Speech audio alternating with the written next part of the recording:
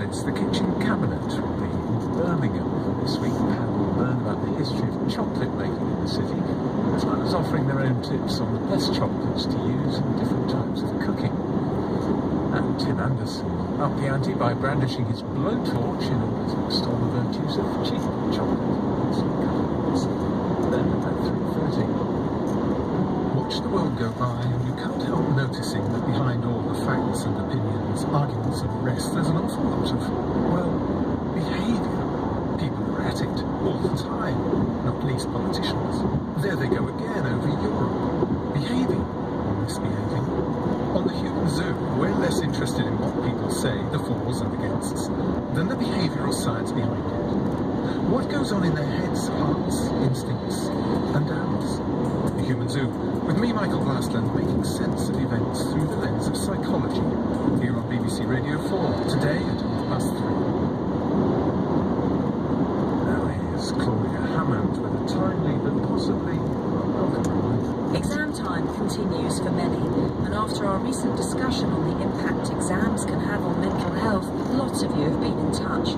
So we're looking at a radical suggestion that involves doing away with the anxiety of exams forever, and replacing them with a system based on the technology used in computer games and in teaching languages in the military. And we've got an online test for you where you can discover whether you're part of the 2.5% of the population who's a super tasker, brilliant and doing lots of things at once. Join me, Claudia Hammond, here for All in the Mind on BBC Radio 4 this evening at 9 o'clock.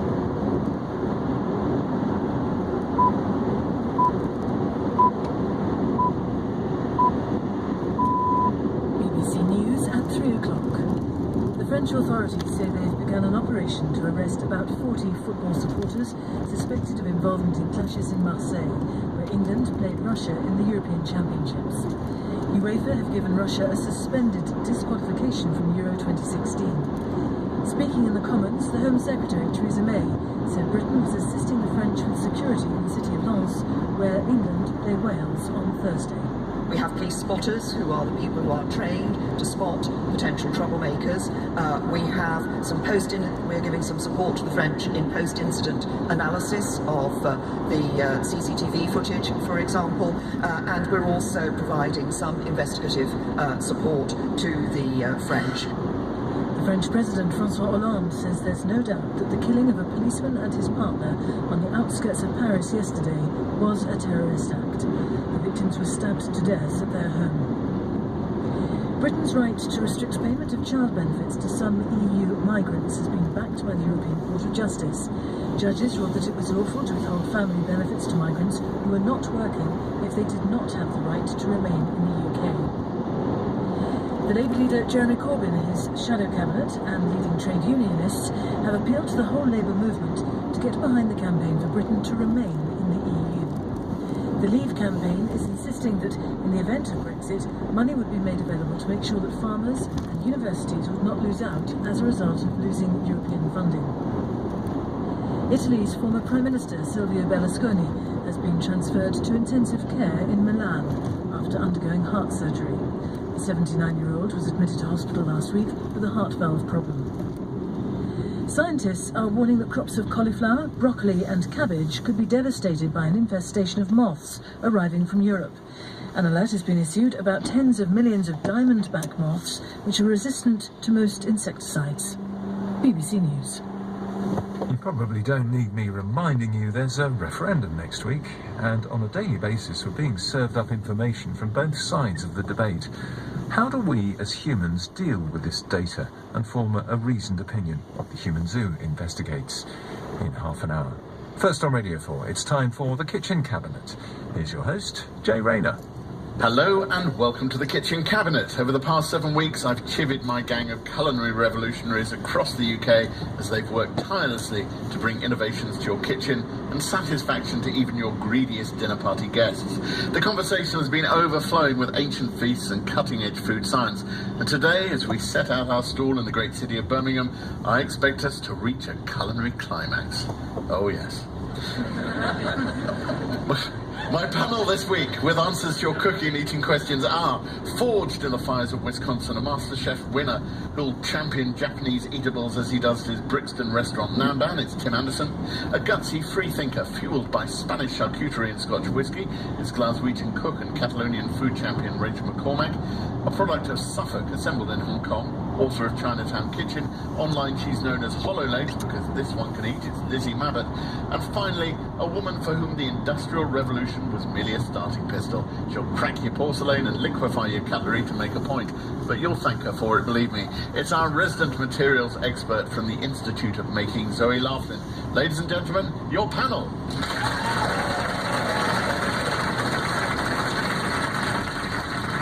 Today you join us in Birmingham, the heart of the Industrial Revolution. Here between 1765 and 1813, a small group of free-thinking scientists, philosophers and engineers met regularly to discuss ideas. The meetings always took place at the time of the full moon to enable a safe ride home later through unlit streets. And so the group became known as the Lunar Society.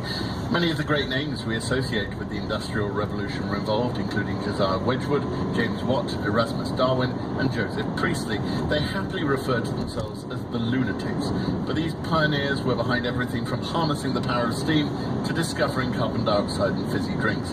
So panel, I want to hear about your bravest creations and how they were received. Zoe Laughlin, I'm going to start with you, because you're creative all the time. I think it's perhaps not the bravest, but it's the most successful. At quite a young age, full of youthful enthusiasm, I remember making production pudding while my dad was making it, and I snuck in behind him and dropped in a refresher, you know, those sort of sweets.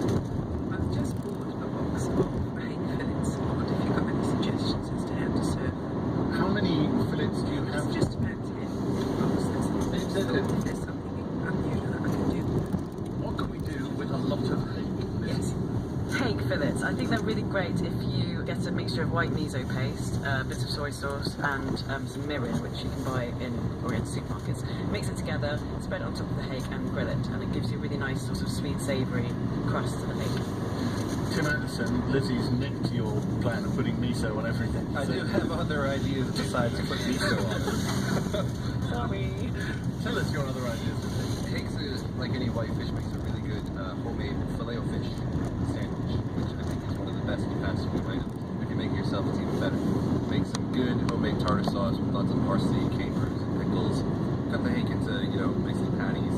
Bread it. Use Japanese breadcrumbs panko if you can. It'll give it more crunch. And then you can either deep or shallow fry. What's great about that cooking method is the breading will sort of lock in its moisture. It'll steam in its own juices. Put some cheese on it and get a nice soft bun. A little bit of shredded cabbage would be nice. It's a good way to cook any white fish, actually. And a very good way to use a lot of hake. Rachel McCormack. The Basques in the north of Spain are really famous for cooking hake, and they do it in a green sauce, which is just really, really easy. That you just fry some garlic slices in olive oil and then add floured hake. Cook it on both sides until it's a wee bit golden, and then just add some wine and then some parsley, and that gives you the green sauce. It's really basic, but it's really, really nice. The wine's white wine. If you want to be fancy at the end, you can put in some clams, which is what they do. They put in like wee kind of cockles or clams, but apart from that, you can just use wine, garlic, parsley, and oil, and that's it. So we've covered the Basque region, something Asian, and Tim Anderson taking you through the fast food night. Does that cover the bases? Birmingham is a city synonymous with chocolate, for it was here in 1824 that John Cadbury started producing and selling drinking chocolate.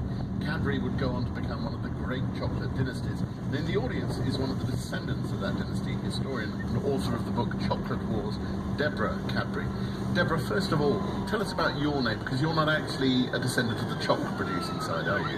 That's right. Going back 5 generations, there were 2 brothers who had shops in the centre of Birmingham. Benjamin, who ran a draper's shop and made pearl buttons, and John, who ran a chocolate and tea shop and made chocolate buttons. And to my great regret, I learnt that I came from the pearl buttons, not the chocolate buttons.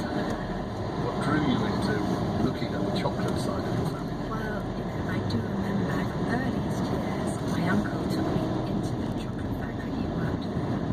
The doors opened onto this sort of cavernous space, and there was just chocolate everywhere. There seemed to be chocolate rivers on conveyors that went through mysterious gaps in the wall to chambers beyond. It was just magical, the kind of thing you don't forget. It's amazing where they got the ideas from Willy Wonka, isn't it? It was just like that. Take us back. Why did John Cadbury get into chocolate? He was very much driven by his beliefs as a Quaker, and here in Birmingham it was absolutely at the forefront of the Industrial Revolution, Europe's smoky toy shop, but that came at a huge price for the workforce, whose conditions were really hard, and alcoholism was endemic. So he saw cocoa as a nutritious alternative to wean people of alcohol. What was the chocolate like that he was serving in those early days? We wouldn't recognise it because they couldn't separate out the fatty part of the bean, the cocoa butter, which is 50% of it, from the rest of the bean.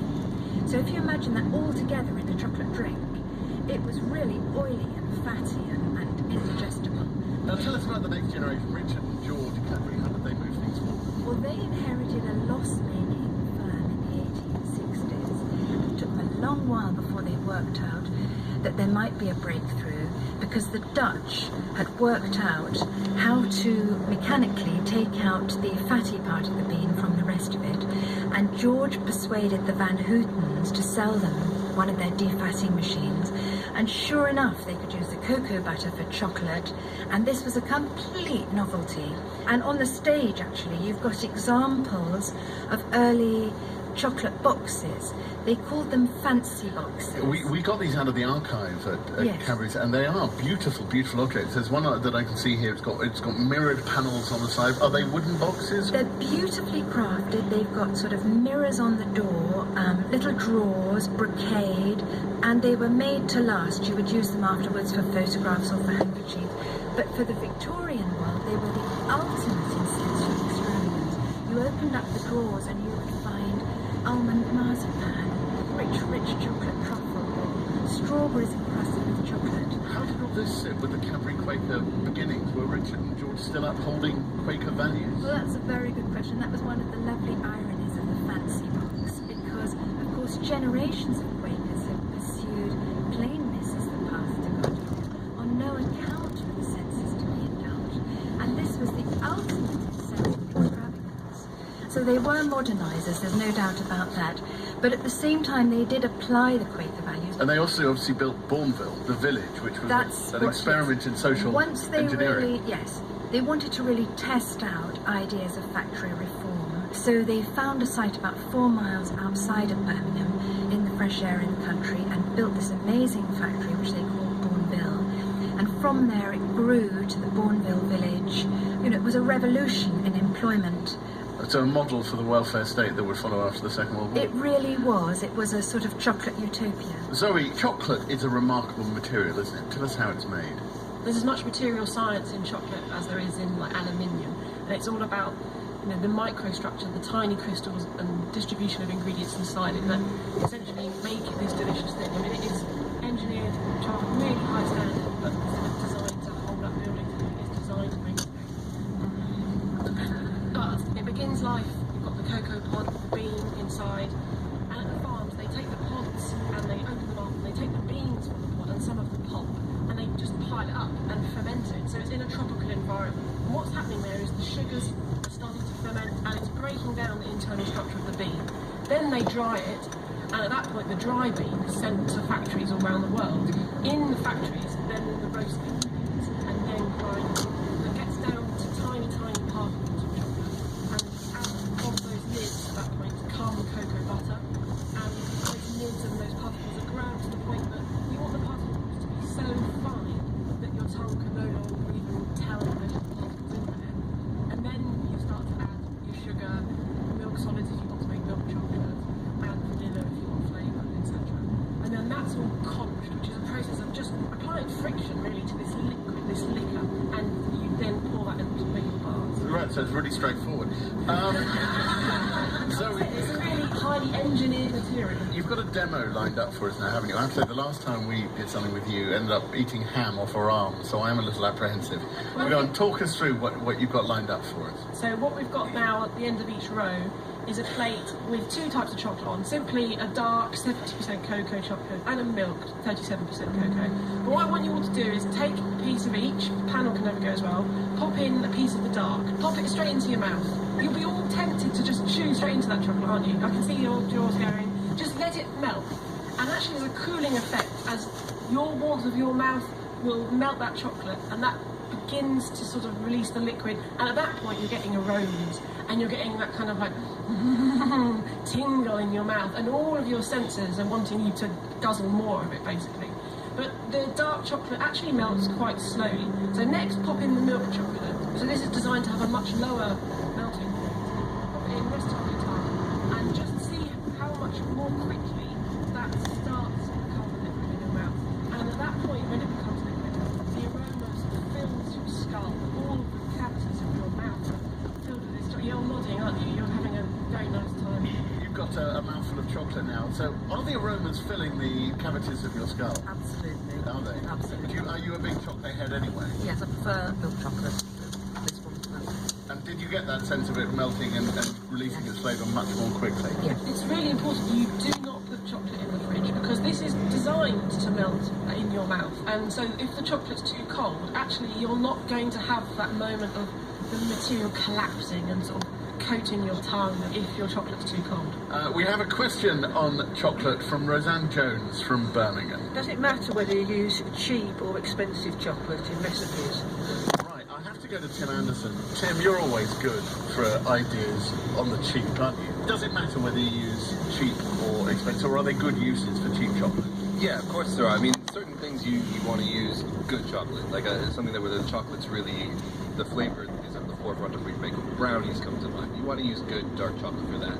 And of course, in America, we do like our cheap chocolate. And the best thing you can do with cheap chocolate in America is make s'mores, which I will demonstrate. So what are s'mores? So s'mores, what I have to say is he now has a blowtorch and a twig with 4 cheap marshmallows I'm on really them. scared. You'll be fine. S'mores are a classic campfire treat. Basically, it's toasted marshmallows over a campfire or with a blowtorch. That's why I'm using a twig, by the way, for authenticity.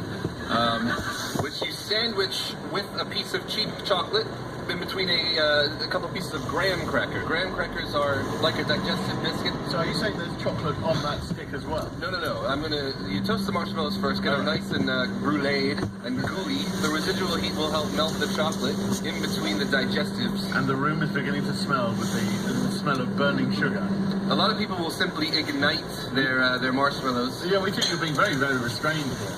I can set one on fire if you want. No, don't, because we're slightly concerned that there might be sprinklers. Feel free to turn off the blowtorch. All right. And Lizzie Mabbott is going to be the... I'm going in. Are you going I'm worried about... Is that a good thing? Right. Tim, the point is that this has to be made with cheap chocolate. You wouldn't waste the good stuff on this, would you? Well, as Zoe pointed out, the good stuff will not melt quickly enough. The residual heat from the marshmallows is not high enough to properly melt that chocolate. Yeah, can I have a bite? Thanks. So you want the cheap stuff. Rachel McCormack. The Spanish are quite interesting on chocolate, aren't they? They do like the dark stuff and the expensive stuff.